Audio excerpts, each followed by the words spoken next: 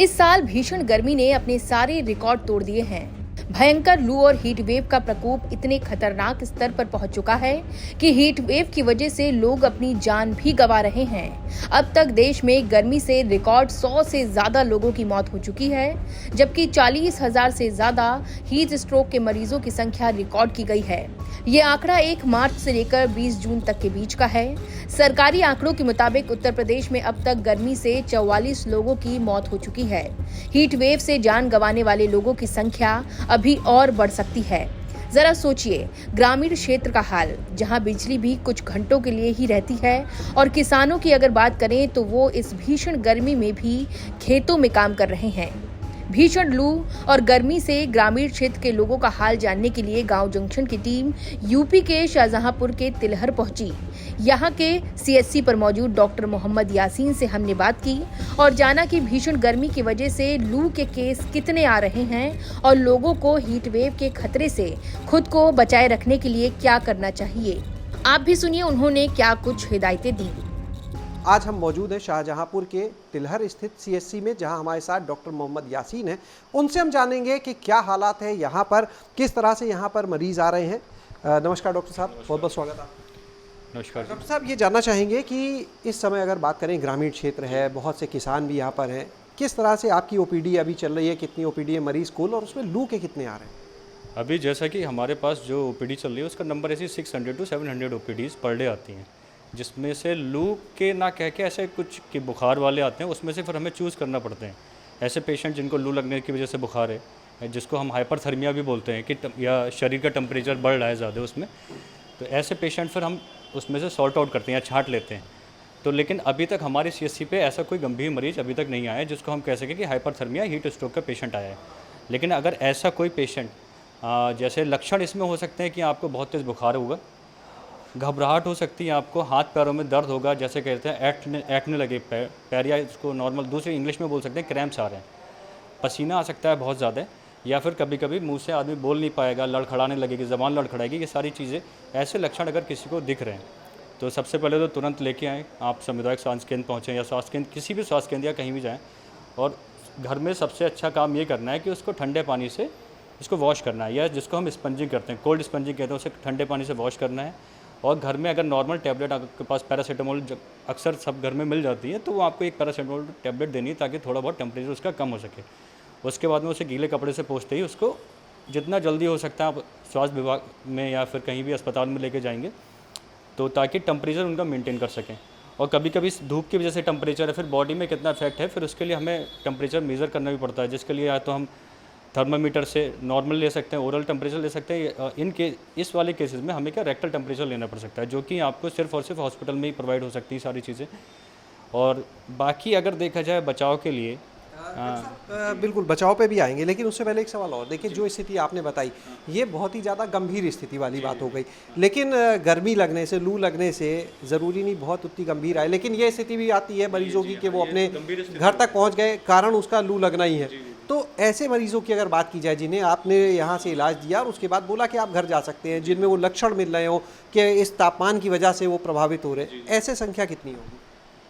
ऐसी संख्या तो करीब अगर 500 पेशेंट आते हैं तो उसमें से 40-50 पेशेंट इस टाइप के आ जाते हैं, जिनको उसके ऐसे आ, हाँ, जिसको लगता है कि हल्का फुल्का पैर में दर्द हो रहा है, कि लू लग गई है, बट उसको लू लगने मोशंस के केसेस, फिर तो लूज मोशन के केसेस तो अलग हैं, फिर वो आपका हीट स्ट्रोक से नहीं आएगा, वो तो गर्मी की वजह से, बाकी और भी डिसेंट्री की वजह से लूज मोशन के पेशेंट हैं, बट इसकी वजह से लूज मोशन इतने पेशेंट हमारे पास नहीं आए।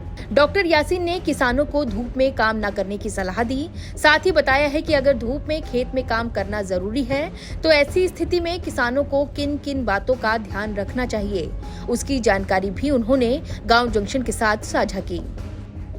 किसान खेत में काम कर रहा है, हम किसान की बात करते हैं सीधे, वो अगर लगातार धूप में है, वो उसको किस किस चीज़ों की समस्या ऐसे में हो सकती है?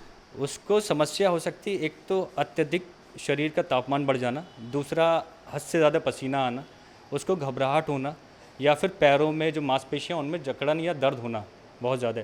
ये सारी चीज़ें हैं जो किसान भाई हमारे यहाँ, फिर जो ऐसे भाई लोग हैं जो मजदूरी कर रहे हैं, उनके साथ में ये सारे लक्षण, क्योंकि धूप में काम करना है तो ये सारे लक्षण हो सकते हैं। इस तरह के लोग भी आते होंगे? इस तरह के लोग आते हैं। लगभग ऐसे रोज़ के कितने मरीजों को आप लोग देख लेते हो?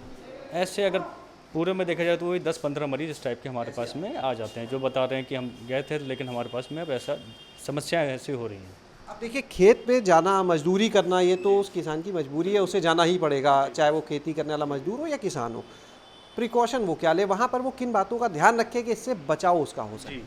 जैसा आप कह रहे हैं किसान के लिए मजबूरी है, भाई किसान काम करेगा तभी हमें सब कुछ मिलने वाला है, अन्न मिलेगा।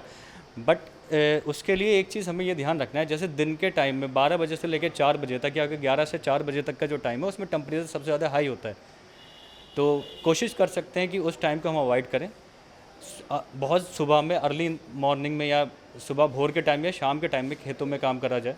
दोपहर के टाइम में थोड़ा सा अवॉइड कर सकते हैं।